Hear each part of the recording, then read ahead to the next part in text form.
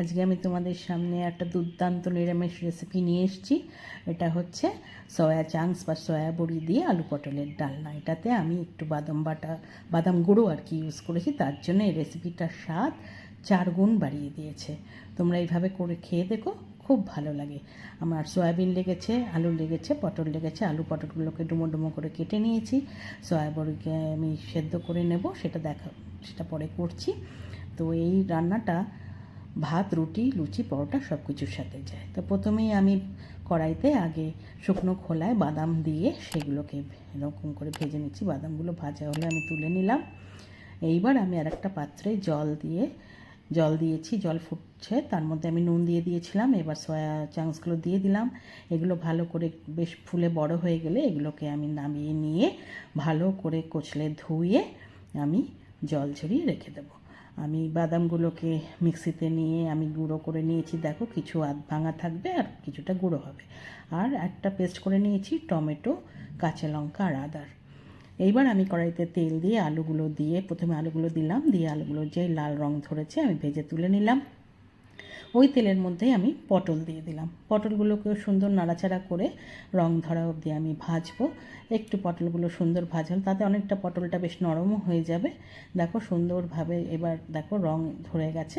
পটলগুলোকে আমি তুলে নিলাম। এইবার ওই তেলের মধ্যে যে সয়াবিনগুলোর আমি জল ছড়িয়ে রেখেছিলাম সেইগুলো দিয়ে দিলাম। এতে কি হবে, এইরকম সয়াবিনটা ভেজে নিলে সয়াবিনের যে একটা আলাদা গন্ধ থাকে সেটা চলে যায় আর খেতে খুব টেস্টি হয়। তো এইভাবে আমি সয়াবিনগুলো ভেজে তুলে নিলাম। এইবার আমি কড়াইতে সর্ষের তেল দিয়েছি আর 1 চামচ ঘি দিয়েছি। দিয়ে এর মধ্যে আমি ফোড়ন দিলাম সাদা জিরে, শুকনো লঙ্কা, তেজপাতা আর গরম মশলা। ফোড়নের সুন্দর গন্ধ করলে তার মধ্যে আমি যে পেস্টটা করে রেখেছিলাম টমেটো, কাঁচা লঙ্কা, আদা, সেটা দিয়ে দিলাম। দিয়ে বাটি ধুয়ে জল দিয়ে দিলাম। দিয়ে একটু নাড়িয়ে নিয়ে এর মধ্যে আমি একটু নুন দিয়ে দেবো। 1 চামচ মতো নুন দিয়ে দিলাম। দিয়ে এবার ঢাকা দিয়ে এই পেস্টটাকে আমি কষাবো। তাতে কি হবে, এই যে টমেটোর কাঁচা গন্ধ, আদার কাঁচা গন্ধ সব চলে যাবে। তারপরে ঢাকা খুলে এবার আমি মশলাগুলো মেশাবো। আমি 1 চামচ জিরের গুঁড়ো দিলাম, 1 চামচ ধনের গুঁড়ো দিলাম, 1 চামচ লঙ্কার গুঁড়ো দিলাম আর 1 চামচ হলুদ গুঁড়ো দিলাম। তারপরে 1 চামচ চিনি দিলাম। দিয়ে নুন তো আগিয়ে দিয়েছিলাম। এবারে সামান্য জল দিয়ে এই মশলাটাকে আমি সুন্দর করে মিলিয়ে নিলাম। নিয়ে এটাকেও আমি ঢাকা দিয়ে 2-3 মিনিট আমি কষাবো।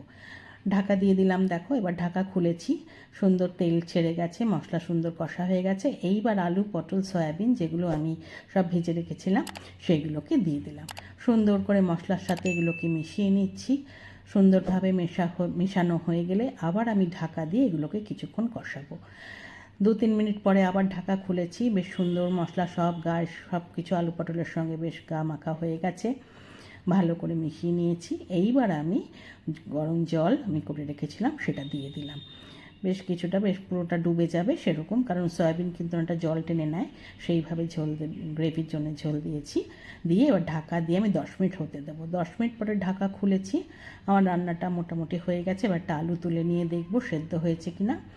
দেখো আমার আলু কিন্তু সুন্দর সেদ্ধ হয়ে গেছে, আমার রান্না কিন্তু মোটামুটি হয়ে গেছে।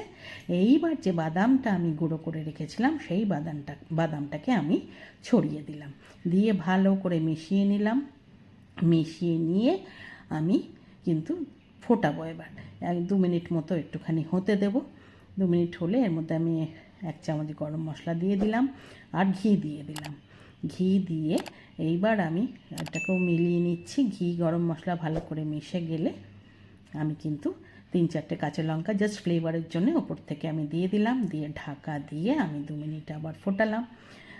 ঢাকাটা যখন খুলেছি আমার কিন্তু রান্না একদম এই ডালনা রেডি হয়ে গেছে। এবার আমি গ্যাস বন্ধ করে দিয়ে স্ট্যান্ডিং টাইমে 10 মিনিট রেখে দিয়েছি। স্ট্যান্ডিং টাইমের পরে খুলেছি। দেখো আমার সয়াবিন দিয়ে আলু পটলের এই ডালনাটা একদম রেডি টু সার্ভ। আমি একটা সার্ভিং বলে সার্ভ করে দিয়েছি। এটা ভাত দিয়ে তো ভালোই লাগে, রুটি, লুচি, পরোটা সব কিছুর সঙ্গে এটাকে সার্ভ করা যায়। তোমরা করে খেয়ে দেখে আমাকে জানিও কেমন লাগলো। এই রান্নাটা যদি তোমাদের ভালো লেগে থাকে একটা লাইক করো, কমেন্ট করো, শেয়ার করো।